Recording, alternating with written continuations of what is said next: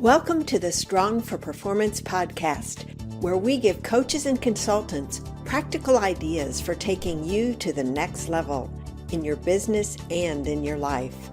I'm your host, Meredith Bell. I interview experts who've walked in your shoes and offer real-world experience that you can apply to your own journey.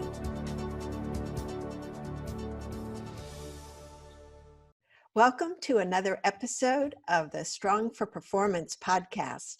I'm your host, Meredith Bell, and with me today is a very special guest, Barbara Doust. Barbara, welcome to my program. Well, thanks for having me, Meredith. It's a pleasure. Thank you for being here. Barbara Doust is an acclaimed success coach. She's an inspirational speaker, and she's the author of a book that I've read and really enjoyed called True Love, True Self, a journey of self-love. And Barbara's focus is working with entrepreneurs, business owners, and individuals. And I love this, Barbara, to help them break through a number of things that hold us back: fears, limitations, negative mindsets, things that keep us from being as productive and as accomplishing as much as we're really capable of. And so what Barbara focuses on is helping people rewire their brains so they can say goodbye to things like procrastination and low self-esteem and really step into the person they can be. And I've been so inspired as I've listened to Barbara describe some of her work that she's done with clients, because she and I met at an event and I had a number of opportunities to interact with her, and I just knew I wanted to interview her for my podcast so more people could benefit from her fabulous wisdom and experiences. And Barbara has a unique background compared to other guests that I've brought on my program. She has a background in theater arts, TV, and film. And so she has served as things like an acting coach, a director, a writer, and a producer. Very different, Barbara, than the background of many of my other guests. And what's so fascinating is the way that you have combined your skills from these various roles into what you do now as a success coach.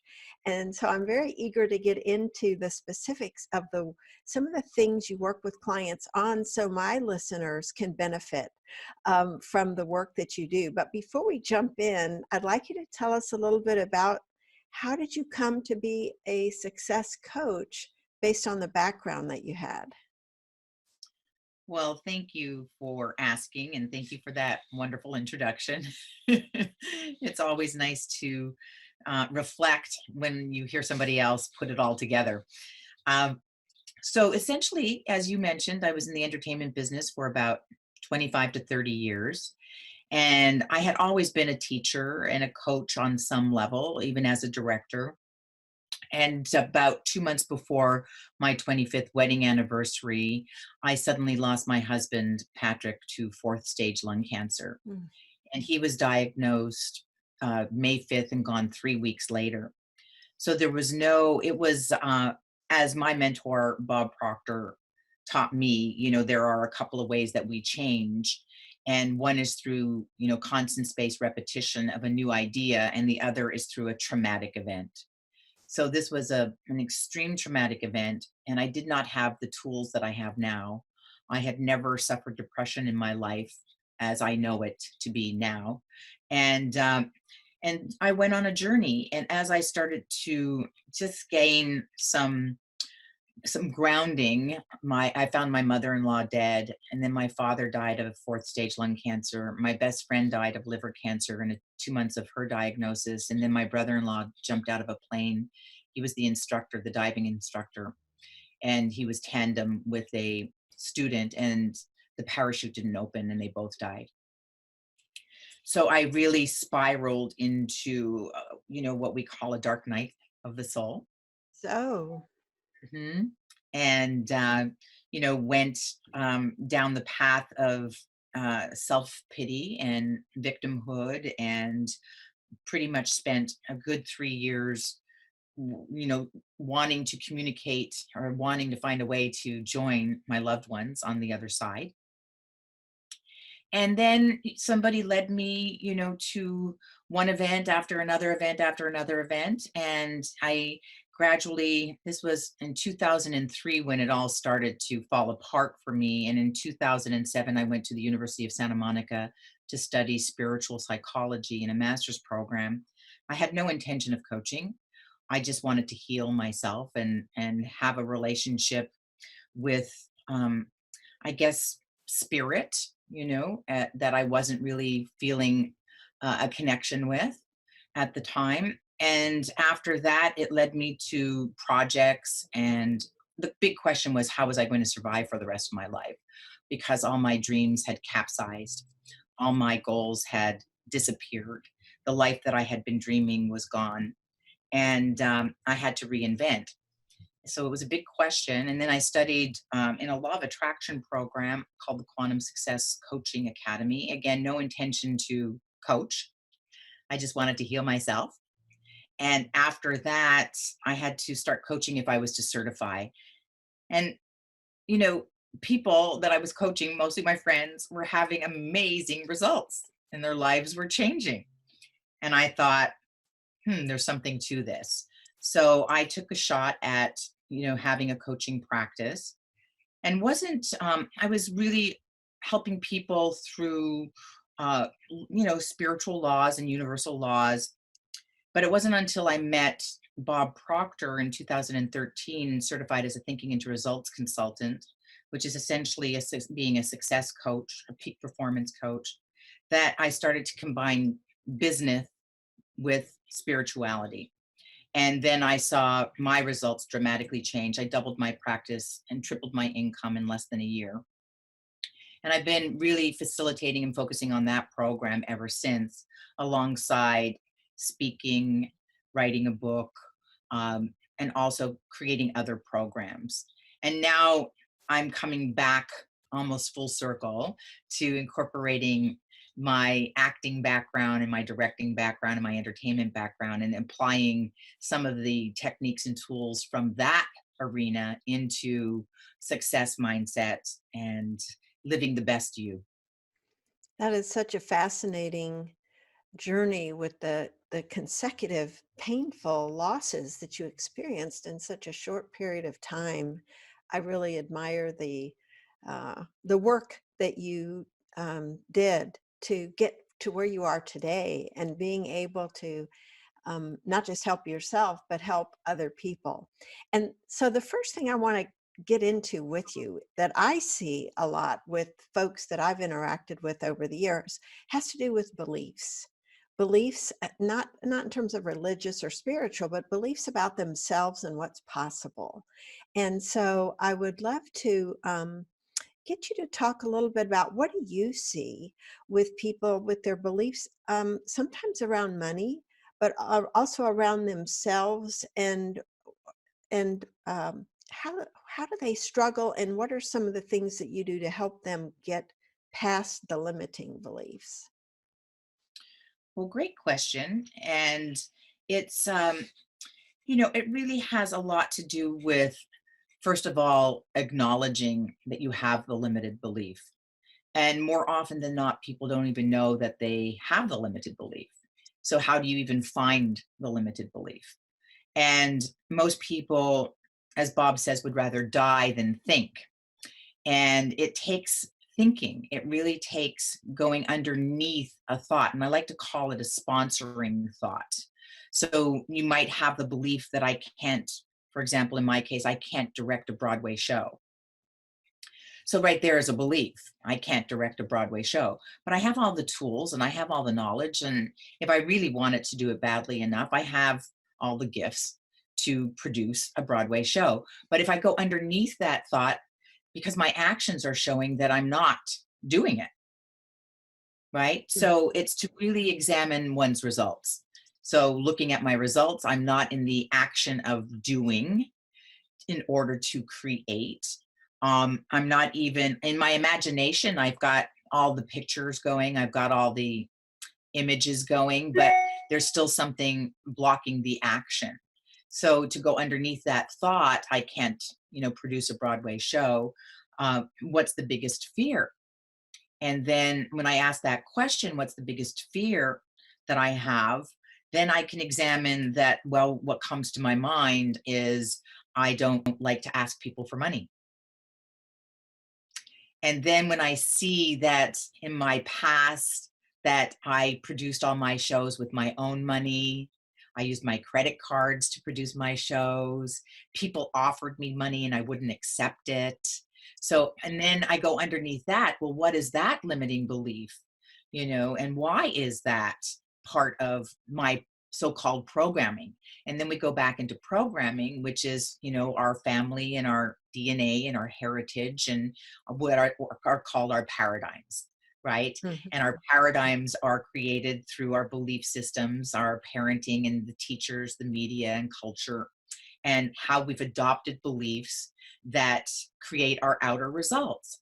And if I go underneath that, I realize that, a big belief in my family was that you never tell anybody outside your family what your problems are, and you never ask anybody for help. So if that's the program, then, and I'm not aware of it, then I'm going to stay in the same program and get the same result, which is I'm not going to ask other people for help. I'm not going to ask people for money, and I'm not going to produce a Broadway show. Even on a conscious level, I believe I can. Mhm. That's such an important point because what you're really talking about there are multiple layers. What we say initially is a reason why we may or may not do something. There's often a lot more underneath that. And since a number of my listeners are coaches, I'm curious, what kind of questions do you ask people to help them open up to the idea that there are these beliefs that they're holding on to that they may not be aware of? What have you found useful to get them to go, aha, now I see? Well, a lot of the time, I call them sponsoring thoughts. So I'll ask, let's investigate what the sponsoring thought is. So, for example, somebody who's a financial advisor or somebody who's a realtor who doesn't want to pick up the phone to cold call or doesn't want to reach out to clients that they've worked with in the past to ask for referrals, then the questions are always, it's like they'll say, well, I don't want to do that. I'm not comfortable picking up the phone. Then the next question would be, so what are the thoughts that you're having when you go to pick up the phone? Right? Because the thoughts are leading to the feelings are leading to the actions, right? And those are all directly correlated to the beliefs. So, well, what is the thought that you're having when you go to pick up the phone? And then they'll say, well, I don't want people to think I'm pushy. So then that can lead to the next, well, what's the sponsoring thought under, well, you don't want people to think you're pushy. What does that mean to you? And then they might say, well, that means that, they might think I'm salesy, I'm opportunistic, I'm, interrupting their day. How dare I?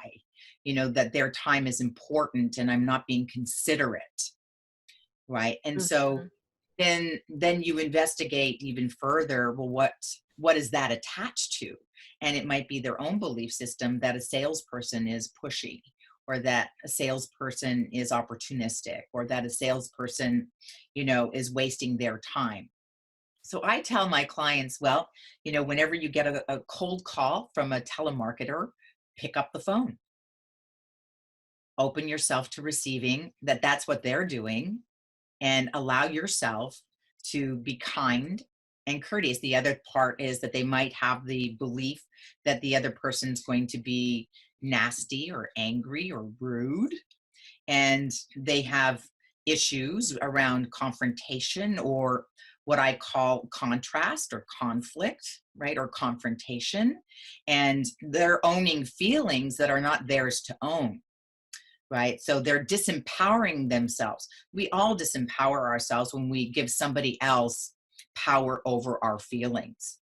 Mhm. So it's really learning how to let someone else have their own feelings, and not adopt or adapt to that person because that's the feelings they're expressing. But it takes skill, it takes awareness, it takes, practice, it takes being an observer of who you're being in any given moment. Hmm. That's so that's great.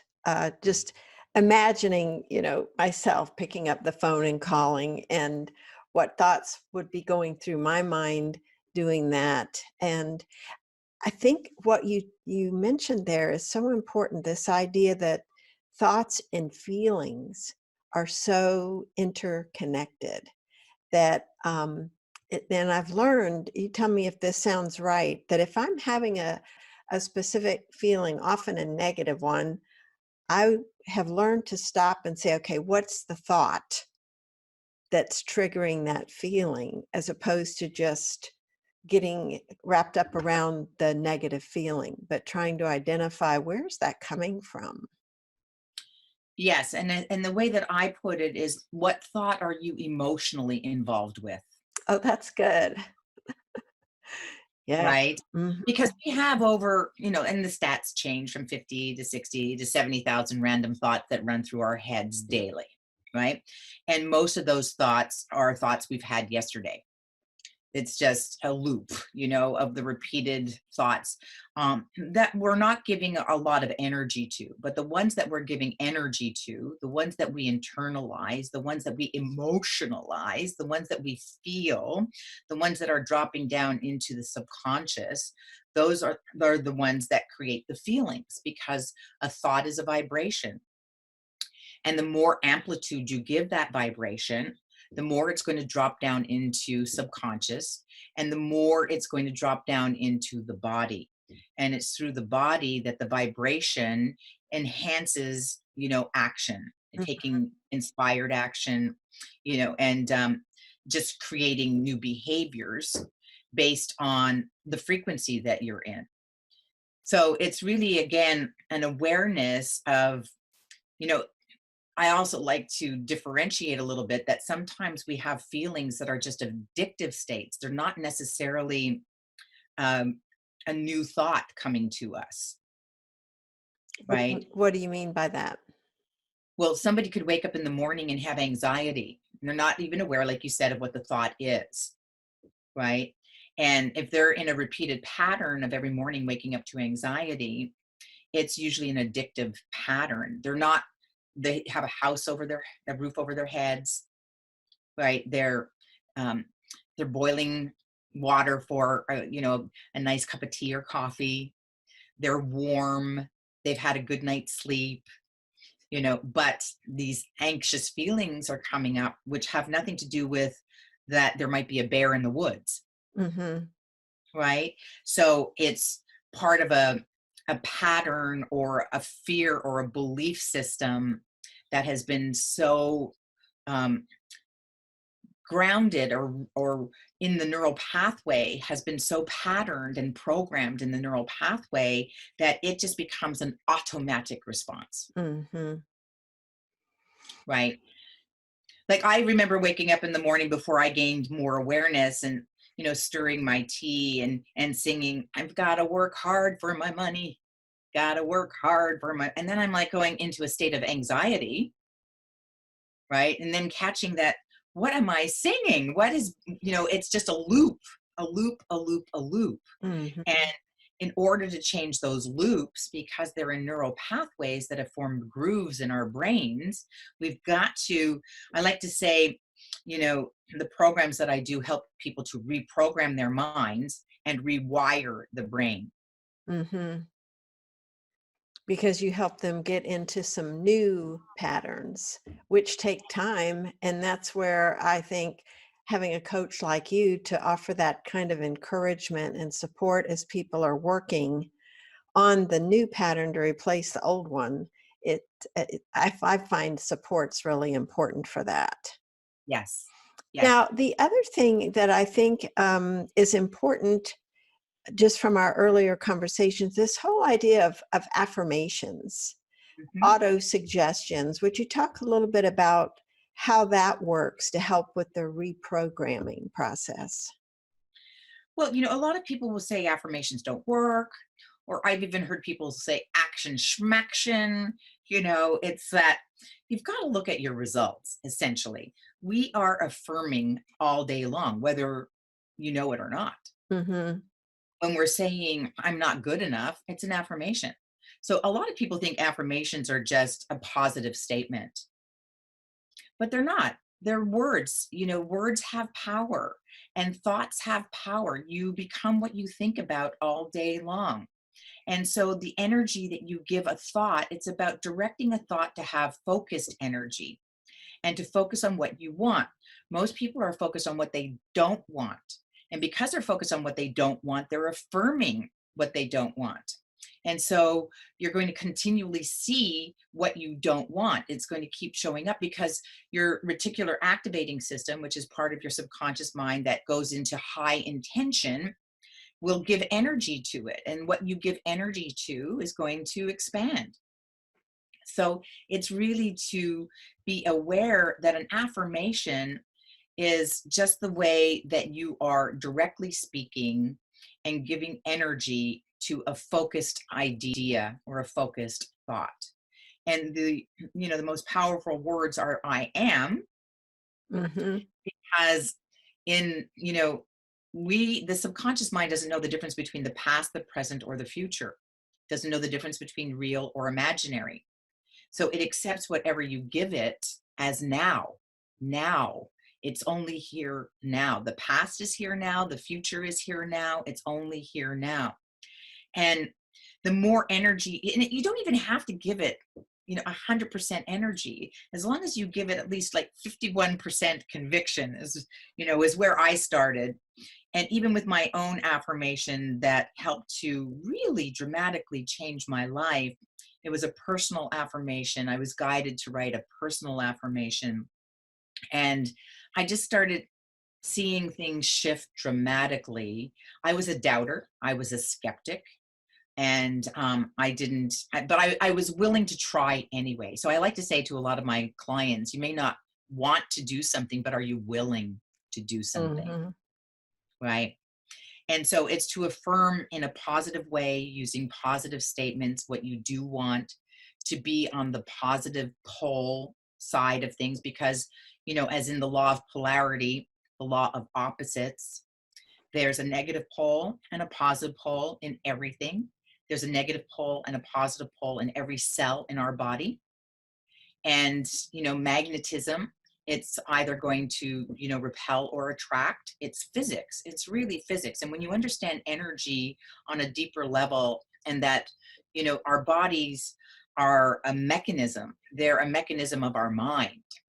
So the body is movement of the mind. Mind is an activity that's moving to and through us, and the body gets to express it. And we're either expressing or suppressing. And that it's really important that what you tell yourself on the inside, your innermost dialogue, is really what's going to be creating your outer reality. So let's talk about some examples of positive affirmations that a person might want to say to, let's say, build their belief in themselves, enhance self esteem, so that they see themselves creating more, getting better results, having the impact they really want to have. Great question. It's there are generic affirmations. I am abundant. I am healthy. I am wealthy, and you can sing those and dance those and put, as long as you keep putting energy into them. And repetition is going to again help change the neural pathways in the brain, so that you want to be putting in good seeds and taking out the weeds. So the more you're focused on the weeds, the more the weeds are going to grow. But you want to be eliminating, and the less attention you give to the negative, right? They're going to die for lack of nourishment. Those weeds are going to die for lack of nourishment. So it's really about embedding and planting, in and implementing into the subconscious mind over and over and over again the new belief the new affirmation that you want to have. So one way that you can create an affirmation is to look at a limiting belief that you have, which is I'm not enough, and put in the opposite, which is I am enough. For some people, that might be challenging because they're really struggling to believe that they are enough. So that you might soften it and say, I'm in the process of discovering my worth. I'm, I'm intending to be to live in the fullest potential of my being, and so it's really, you could take the limited belief and go to the opposite of that, or you can use an affirmation on a new idea that you have to create something that you're excited about.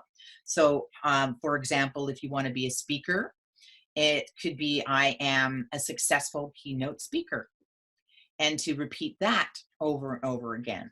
I like to add to mine that I'm a highly paid successful keynote speaker, but then I also like to add a dollar amount to that I am paid, $5,000 plus for a keynote speech, so that the more specific that you get, the more directed your energy becomes, the more focused your thoughts become, and then opportunities will start to come to you that match the frequency that you are starting to live into. Mm-hmm. So it's really about energizing.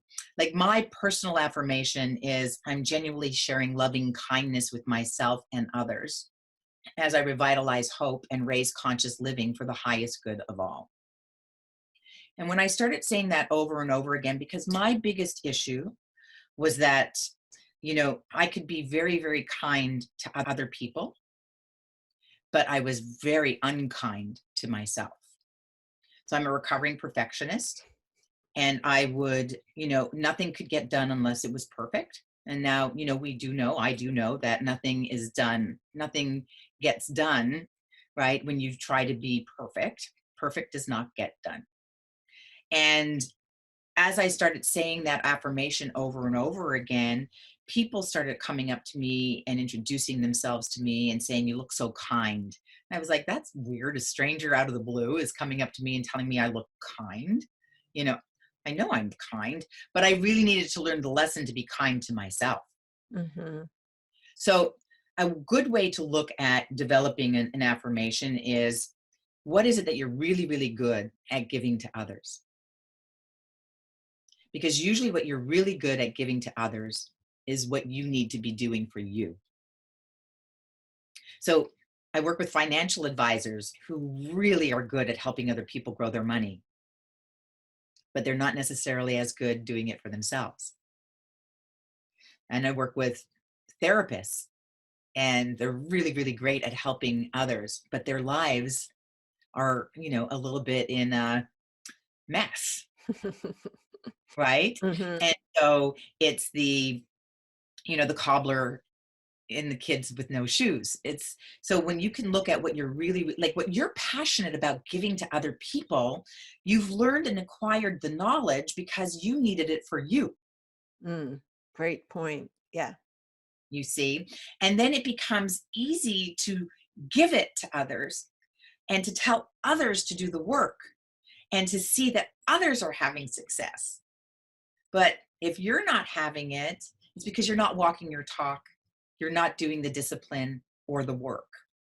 So, and that's where I used to be as a teacher. I helped a lot of people acquire a lot of success, a lot of money, and I wasn't doing it for me. I was helping a lot of other people be successful, but what I was telling them to do, I wasn't doing it. Mm-hmm. And so when somebody creates an affirmation or a series of affirmations, because I have several that I have like a goal statement and then other affirmations about myself, how often do you recommend saying those in the course of a day in order to really get them embedded in the subconscious mind, and then also rewiring the brain for those beliefs? Well, I highly recommend that, in the morning when we're still in an alpha state, Mm-hmm. that's the time to do the affirmations. And then throughout the day, I have a swinging crystal on my rearview mirror in my car. And whenever it swings, I grab it and I say my affirmation, or I say my goal statement. So repetition is really the key to learning. And the thing is that during the day when we're in our beta state, the conscious mind is the judger, and it's putting up a lot of filters. So it is blocking a lot of the affirmations that we're trying to drop into subconscious mind. We want subconscious mind to be open. And the best way to do that is to be in an alpha state when, 30 minutes after we wake up, we're in an alpha state. 30 minutes before we go to bed at night, we're in an alpha state. Or during the day, really relax, do a meditation, center yourself, and in that place, drop in, more of the affirmations, because the conscious mind is a little more open we want to bypass the conscious mind. And the way to bypass it is when we're in a relaxed state or alpha state, or through repetition, repetition, repetition, repetition. So we're catching it off guard. Mm-hmm. So I tell people, sing your affirmations, dance your affirmations, act out your affirmations.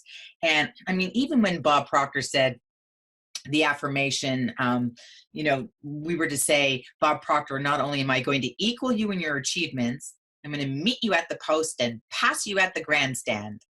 And I was standing in the mirror saying this, going, yeah, right. The man's on track to make $100 million this year. I've just started my practice. There's no way that this is, even a desire. How can I even make this a desire? But, within 2 months, somebody came up to me and said, Barbara, I think you're going to be making your own program sometime soon. And then within a couple of months of that, I was at an auction event for my spiritual center, and there was a home in the Dominican Republic that was up for auction that could sleep 15. And people were saying to me, you should get that auction. And I'm like, oh no, I just spent a whole lot of money, on Bob's program. And, right now it's not the time.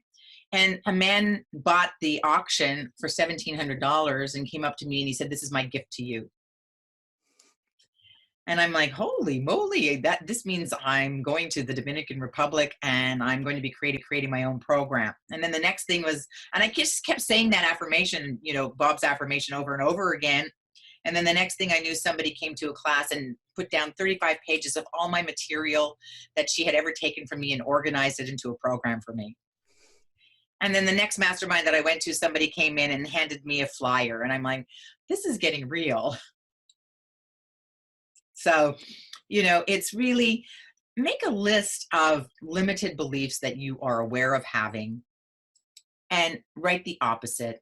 And you'll come up with some affirmations and start chanting them and, really owning them through repetition.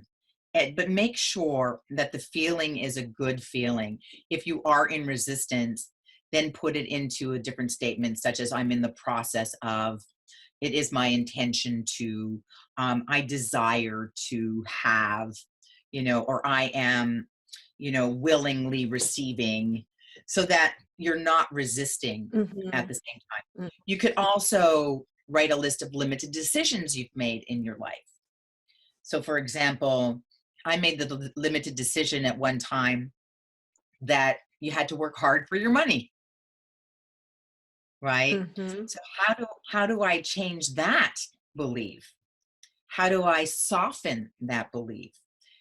So to go to a new perspective is, you don't have to work hard for your money. There are people who don't work hard for their money, but that's still in a negative statement. So now that you've got that awareness, how do you put that into a positive statement, such as, money flows to me in increasing quantities on a continuous basis? Right?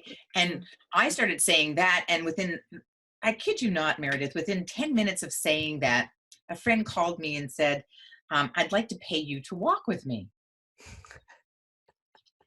And I said, what are you talking about? I walk 3 times a week. I'll just join you, or you join me. And she said, no, I want to pay you. I said, you're my friend. And she said, I want to pay you. I said, how much do you want to pay me to walk with you? She said, I'll pay you $1,200 a month. And I said, okay, I'm going to get exercise. And I said, do you want me to coach you as we're walking? She was like, hell no. I don't want to be coached. And I'm like, okay, okay. And then I just opened myself to receiving. I said, but why is it that you want to pay? And she said, because if I don't pay you, I'm not going to do it. Mm-hmm. And so I had to open to receive. Yes. Right. And, but it was really, just singing and being playful with that affirmation. And then that popped in. And, but I've had many things like that pop in, but I haven't been in the place of receiving. I had a product that I was trying to get on QVC at one time, and I needed like $20,000. A friend came along 2 days later, asked me how I was doing. I said I was working on packaging for my product, and he just out of the blue said, I can give you $30,000. But I couldn't receive. I just couldn't receive. So it's really important to be in a place of gratitude. Yes, that's such a key and I want to go there with you, but first I want to make a comment about what you were saying related to that affirmation and being playful with it, because I bet some listeners relate to where I come from a lot of times, which is very serious about this. I'm very intense, and so I'm not messing around with these affirmations, right? I got to get it right, and it takes away some of the joy and enjoyment of actually getting into the spirit of it, because of sometimes thinking, I got to get it right. Am I saying this right? Do I have it worded correctly? There are those of us, it goes back to being a perfectionist, I guess, but this Right. whole idea of um, having fun with it, so that Yes. you open, like you said, open to receiving whatever comes as a result of what you're affirming. Right. Because if you're efforting, right, force negates, Hmm. right? It's a push, Right. and it's not opening up the heart. It's not opening up to receive. Yeah. You know, Another wonderful affirmation that someone shared with me is I'm worthy and deserving of all the good that I desire. And to look in the mirror and to look into one eye Hmm. as you say it, and then shift into the other eye and say it. And do this for about 3 to 5 minutes. I am worthy and deserving of all the good that I desire. And then into the next eye, I am worthy and deserving of all the good that I desire. And what this is it's called a VAC technique. Now, a VAC technique is visual, auditory, kinesthetic. Mm. Mm. So there are people who are visual learners, there are people who are auditory, and there are people who are kinesthetic, right? So it's like however we can cross this corpus callosum of the brain, Right. Right. right? Hmm. And bypass the conscious mind to get it into the emotional mind, right? And so, and in VAC techniques, they've used this for, you know, patients who are paralyzed and are starting to regain motor coordination. And it's right arm to left knee, left arm to right knee. So you're crossing, right, the Hmm. two parts of the brain. And so it's not just focused on one area of the brain. Right. And Right. as you cross the corpus callosum, right, I am worthy and deserving of all the good that I desire. I am worthy of the deserving of all the good that I desire. It starts to, again, go deeper. I also like to use the affirmation. It's a Wallace Wattles from The Science of Getting Rich, Hmm. which is I can succeed. All that's possible for anyone is possible for me. I am successful. I do succeed, for I'm full of the power of success. And then the playful part for me is I do the VAC technique. I take my right arm to my left knee, and I just do the crossing, and I just say, I can succeed. All that's possible for anyone's possible for me. I am successful. I do succeed, for I'm full of the power of success. I can, right? And it starts building in the energy. Yeah. And I'll give another little secret, because at this point, transparency is what I'm all about. But even when I'm in the shower and I have I have a brush, a body brush, right? And I brush my body, I brush my skin, and I'm chanting, I can succeed. All that's possible for anyone is possible for me. I am successful. I can, and my whole body, I'm just scrubbing. So the way I like to look at it is that when I'm doing the elbow to my knee, I'm getting a really great ab workout. And when I'm in the shower saying the affirmation and brushing my body, I'm getting great exfoliation at the same time. You know, so, and it's to be as playful. I try to be, and I tell everybody, get as illogical as you can within, the confines of safety, you know, and just get illogical. Hug the walls of your home. I hug the walls of my house, and I start to expand in my gratitude. I start to expand about the people who created it, the people, the laborers, the wood, the people who had to bring it to the store, the people who had to put the price tags on the wood, the people who had to put the wood on the shelves, the people who had to, who created paintbrushes and the various kinds of paintbrushes. And oh my gosh, the tools that we use in order to build this amazing structure for me to be comfortable, and how each tool has its particular role. And then I just start getting into this whole concept of, oh my gosh, I'm driving in a car and my body's flying through space. How is that even possible? Mm. Somebody had to think of this. Somebody had to create this. Somebody's imagination, was just so brilliant. And from that place, the more you're grateful, the more you have to be grateful for, the more you appreciate, the more you have to appreciate. And appreciation opens you up to receiving, because that's what gratitude is. That's great. Yes. This whole idea of being aware of the different things around us that we can be grateful for, because we can overlook those so often. I love the list of things you just went through, because too often we're just kind of narrow looking at the superficial. I've got my cup here, I'm drinking out of it, and that's all I think about it, as opposed to how it got created and what went into that, and so many other things that we have that we take for granted. So what I want to do, we've talked about beliefs, affirmations, gratitude, and so many other things related to the thoughts and feelings. What I want to do now is get you to share some examples of some of your clients that you've worked with where, excuse me, because of your work with them, they've had some pretty amazing transformations. Yes. Yeah. Well, there are a lot. And let me think about who I can share with you. There was one woman who, and here's the thing, she didn't even know what she wanted. And sometimes, to direct people who don't know what they want is a wonderful opportunity to open up so many doors. And she had lost her business with her um, significant other, who then they separated, and they had an 8-year-old son, and she ended up living with her in-laws. But they had had a home together, and she couldn't afford the mortgage.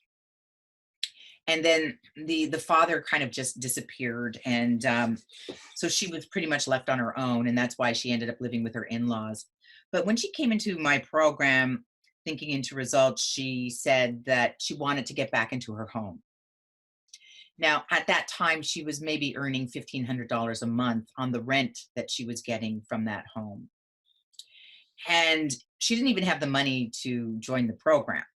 And I just said, if you really want it, make a decision. You're going to be in the program, and the money's going to somehow, it will appear. Within 5 minutes of our phone call, she called me back and she said, I just got a $2,000 check from my home insurance. And I thought I had to pay them $2,000, but it was for me. So she put that money into the program. And then her first 3 months, she ended up back in her home. And then she's decided, it was a 5-bedroom home. She's decided to start renting it out on Airbnb. She started making so much money on her home that she moved out of that home. And because she could make more money not living there. Then she got a beautiful apartment in the neighborhood where she wanted to send her kid to school, in the ideal school for her and him. And then I introduced her to some other clients, and she started renting out their homes on Airbnb. And hence, she just kept growing and growing and growing. And I think that she's now on track to, her goal now is $10 million this year. Mm. So she, I think, now represents about 25 properties and is doing very well as she's growing toward 50 properties. So she managed to go from not knowing how she was going to survive to creating a business that she didn't even think she was going to do, and has done very well. Then there's another lawyer that I worked with Mhm. who, when she came into the program, she was just fired from a law firm, and her intention was self-care, just to take better care of herself. We focused on that, but by the end of 3 months, she had already been hired for another law firm. And then the next 3 months, she came back saying, that maybe she will make more money. And when I discovered that, her salary was less than her boss, who was making 200,000, and I told her, why not double that? She says, I can't make more than my boss. There's a perfect example of a limiting belief, right? So what I've come to understand, even for myself, is that money's a reflection of your self-worth and your self-value. Now, had I understood that more when I was in the entertainment business, I probably wouldn't be here talking with you. So she then said, okay, well, I'll make the goal that I am going to double my salary. And then she said, and maybe I'll be made a partner of the firm. And within the 6 months, she was made a partner of the firm. And not only had she doubled her salary, but an outside contract came to her that offered her 50,000 a month. Mm. So she quadrupled her salary. And then again came into the program again, because the program, I never expected this, but people have repeated the program with me up to 12 times since I've started, because they just keep setting, the next C-type goal, right? What's the next C-type goal? The goal that scares and excites them, that they don't know how to do. And so then when she came back, it was like, well, what's the next C-type goal? And she realized that she was taking a lot of the money that she was making and bringing it back into this firm where she was a partner, and it was being distributed amongst the other attorneys who weren't being productive. Mm. So we reevaluated that, and she left that firm and started her own firm. And she had the fear that she would lose that client that was supporting her. Well, not only has she, sustained, she's created more and is getting more clients for her own firm, that she's now hiring her employees to support her. Well, I love both of those stories. The one of the lessons seems to be when you're thinking about it, overcoming limiting beliefs, you don't have to shoot for the moon. Go for something that represents a challenge for you right now, but is believable, at least at some level, that it's possible. And then once you achieve that, you can shift to even a higher goal, and then another one and another one. So you're constantly expanding beyond where you are. But it seems like if she had initially thought of starting her own firm, or quadrupling her salary the very first time she took your program, she may not have succeeded, because that was like too far outside the realm of Yeah. possibility in her mind at that time. Would you agree with that? Yeah. Well, and also because it wasn't even a desire, and it wasn't even a desire because it wasn't even an awareness, Ah, okay. right? Really good So points. Mhm. another example, I worked with a 72-year-old woman who wanted to lose weight. But that's not a C-type goal, because she knows how to lose weight. She knows how to hire a trainer. She knows how to eat healthy food. So, when I probed a little bit deeper, I found out that she really admired Ernestine Holmes. And Ernestine Holmes is an 86-year-old bodybuilder. So I said to my client, okay, so you're 72, you're a baby, you're a babe in the woods. So how do you feel about signing up for a bodybuilding competition? And she took a deep breath and then she said, I'm in. So it wasn't a C type goal until she paid to be in the competition. Hmm. Once she paid to be in the competition, then she had a date, a deadline, and she had a level of commitment. Plus, she was in a group with us where everybody was holding her accountable and supporting her accountability. Then she went and bought her pink fuchsia bikini, right? And we started the visualization work and the imagination and acting as if work.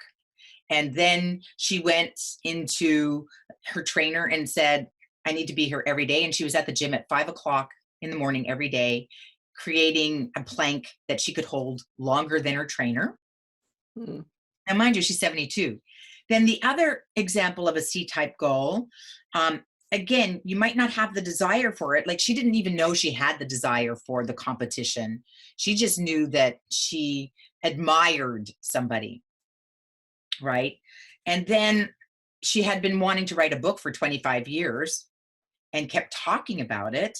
And so I said, okay, well, we need to create the C-type goal to get into action, to get into a higher level of commitment. And then once you do that, then you create the strategies. So her goal, what we created was for her to invite all of her friends in a 3-month period at the end of 3 months to a salon where they would listen to the first draft of her book. Right? Uh, But it's not a C-type goal until the invitations are sent out. Because she could keep talking about, I'm going to invite my friends, I'm going to invite my friends, I'm going to invite my. Once she invited her friends, then she went, oh, holy moly, this means I am going to have to write. So she dedicated herself. Now that you've got that C-type goal, see, a lot of people will have a bigger vision that they're going to make $1 million, but they haven't broken it down to that's $83,000 a month. So now that you have awareness, how do you strategize your next step?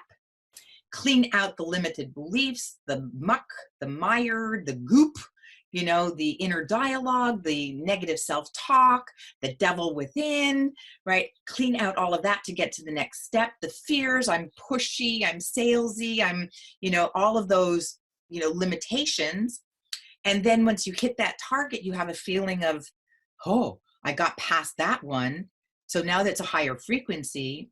Now there's a feeling of success. mhm. Now let's add to that success and create the next target, clear out the limited beliefs, clear out the muck, the mire, the goop, and just Yeah. keep in the plan, the roadmap. You can't get to Chicago, just, driving your car out your garage and think you're going to get to Chicago if you don't have a roadmap or a GPS system. Yes. So, what you just described is so powerful and effective. The different components that go into, and to clarify, a C goal is a very high level goal. It's not something that you have any idea how to get to when you set it, right? And That's right. so you set it like she did with the idea that, okay, now that once I've committed to it, then I'll figure out what I need to do. But initially, you really don't have a clue. You just know that's where you want to go. Exactly. And I know we're running out of time, and there's one more thing, Barbara. I don't want to let you go until we talk about it, because this is another thing that I think holds people back, is this whole idea of forgiveness, forgiving others and forgiving self.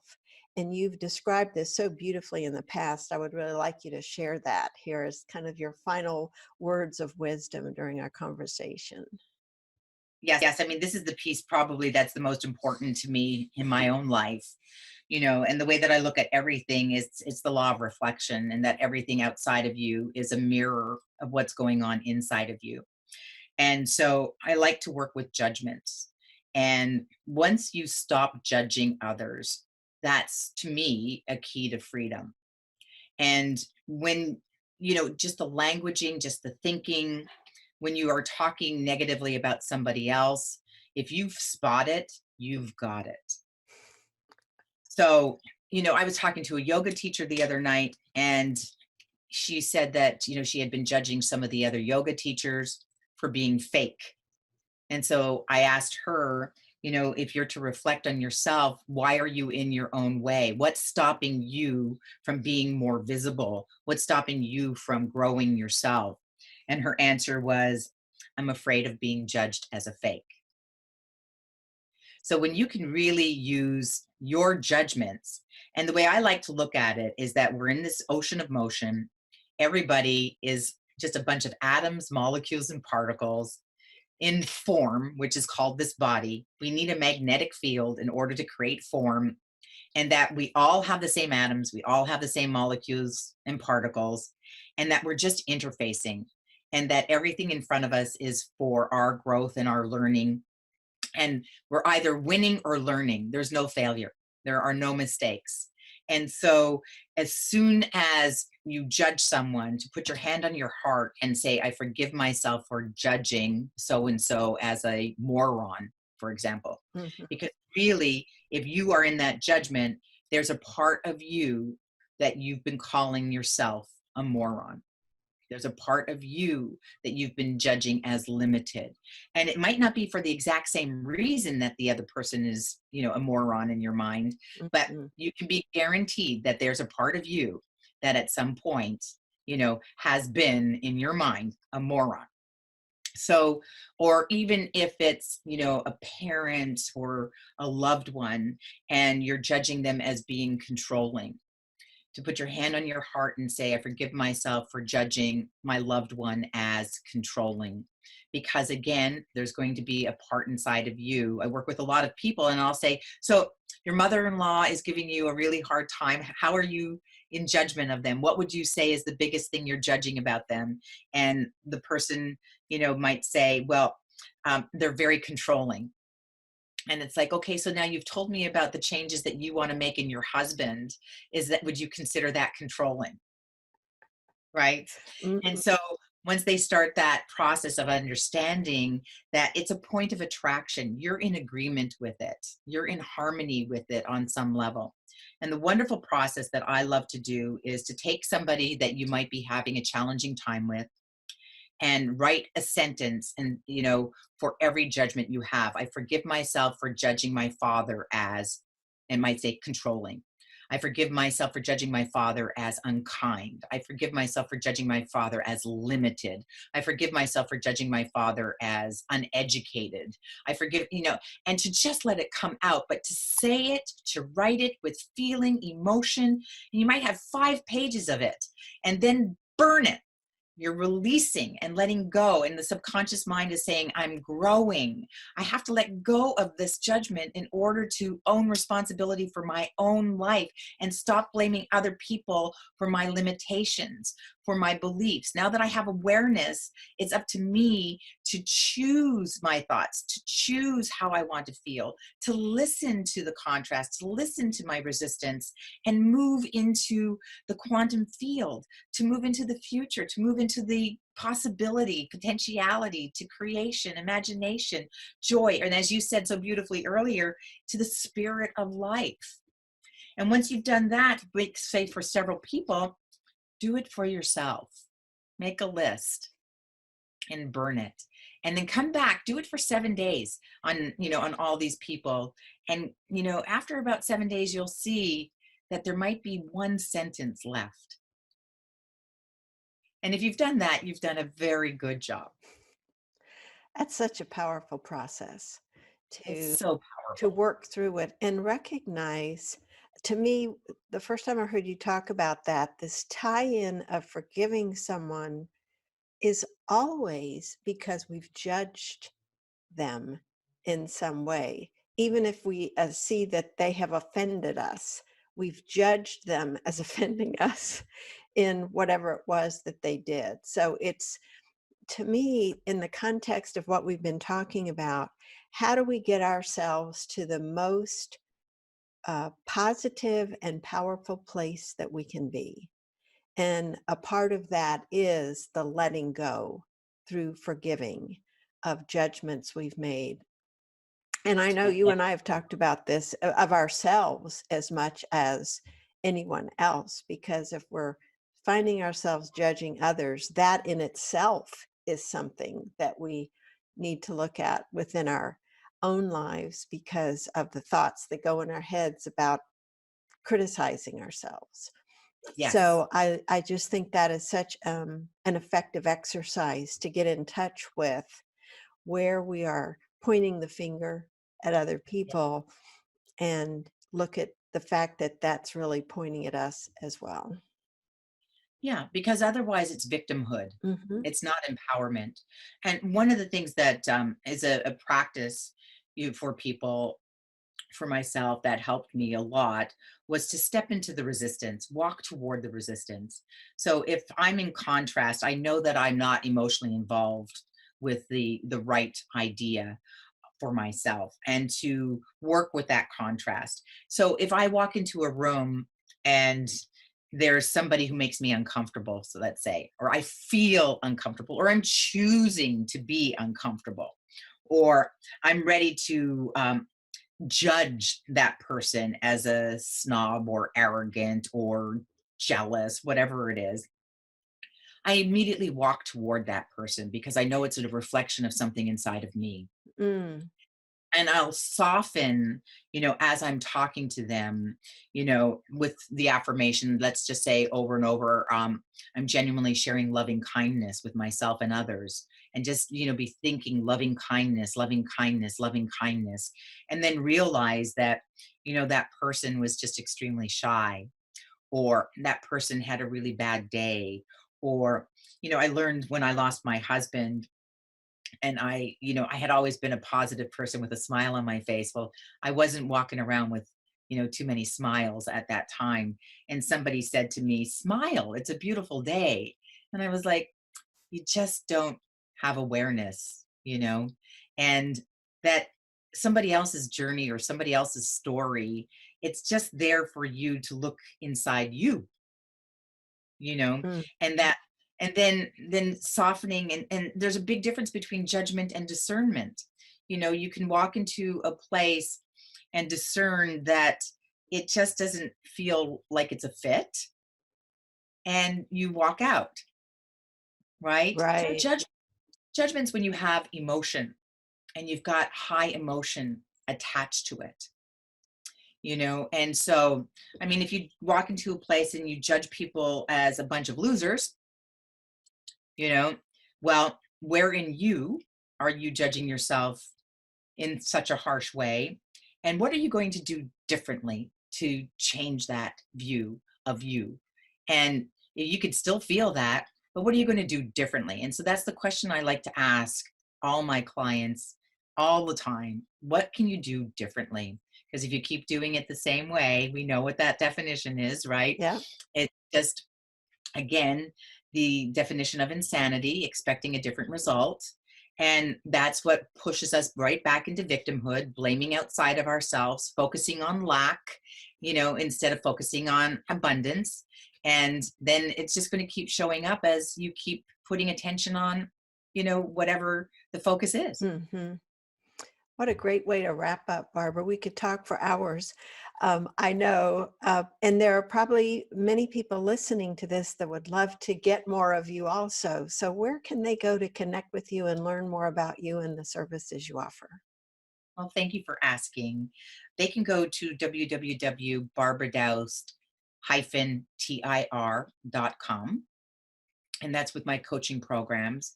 And then also www.vibrantresults.com. That's a brainwave frequency program that I've created with a doctor, a cardiologist in Spain, and it's called Your Genius Code Unlocked. And anybody who wants to reach out, they can always email me at barbara@barbaradoust.com. And that's DAOUST, Barbara. Yes. Hmm. Yes. Thank Great. you. Well, thank you, Barbara. There's so much you've shared today that bears reflection and repeated listening. I appreciate so much your willingness to give and share so much of your wisdom and experience over the years. You're so welcome. I'm still growing and learning. It's like, it's a daily practice, you know, it's a discipline and it's like a day to day consistent effort. It's a deliberate, conscious effort. And it's always about moving upward. Well, thank you for that important closing statement because it really is true. We need to recognize we never arrive. There's That's right. always more to learn and grow. And so not having that expectation that we'll finally get there one day. The whole thing is a journey, It and sure is. let's have fun on it. So I'm Yes, glad to be on it with you. Thank you. right? Why not make it a game of life, right? Yes, Thanks, Meredith, for having me. thank you. Thanks for tuning in to the Strong for Performance podcast. Now head over to growstrongleaders.com to learn how our tools can increase your impact with clients and expand your business. And while you're there, grab our free ebook, The 5 Secrets to Getting Better at Anything. Until next time, I'm Meredith Bell. Make it a great day.